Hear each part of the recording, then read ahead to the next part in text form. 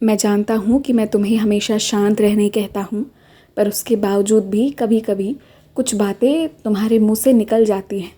बाद में तुम्हें पछतावा इस बात का रहता है कि वैसा क्यों हुआ। लेकिन एक बात जान लो, जब जहाँ ज़रूरत होगा तुम्हारा मुंह भी खुलेगा, सच्चाई भी बोली जाएगी।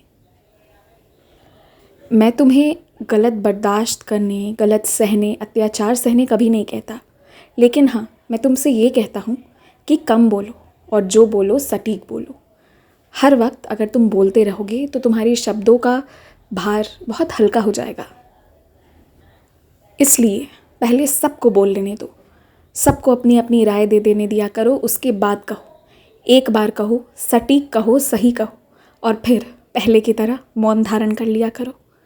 गलत कभी बर्दाश्त मत करो, लेकिन हाँ, कभी किसी से रोज़ रोज़ के बहस में भी मत उलझो। इससे तुम्हें शांति मिलेगी, तुम्हें सुख मिलेगा। अक्सर वो लोग तुम पर आरोप लगाते हैं जो खुद अपनी राहों में भटके हुए हैं, जिन्हें खुद नहीं पता कि उन्हें क्या करना है। बस उनकी ज़िंदगी जैसी गुजर रही है वैसी गुजर रही है, लेकिन उनका अभिमान उनसे वो सब करवा जाता है जो उन रिश्तों में होना नहीं चाहिए। वो अपनी मर्यादा भूल कर जो मन में आता है वो कहते हैं, जो मन में आता है वो हुक्म तुम्हारे साथ चलाना चाहते हैं। लेकिन तुम्हें भी मजबूत होकर खड़ा होना होगा। हर बार हर बात के लिए शांत नहीं रहना होगा। लेकिन तुम जो चाहते हो ना, वो सिर्फ मुझे बोलो, सबको मत बताओ, और देखो कैसे वो सच में मुमकिन हो जाएगा।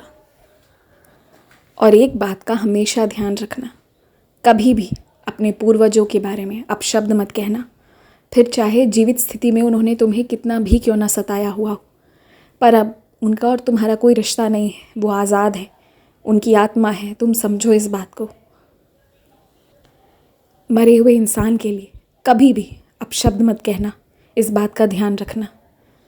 तुमने जिस चीज़ के लिए तड़पा है ना, जिस दुख से गुजरे हो, उसके लिए, तुम्हारी अच्छाई के लिए तुम्हारे पूर्वज भी एकता से तुम्हें आशीर्वाद भेज रहे हैं, और इसलिए उन आशीर्वाद को स्वीकार करो। खुश रहो, बहुत खुश रहो।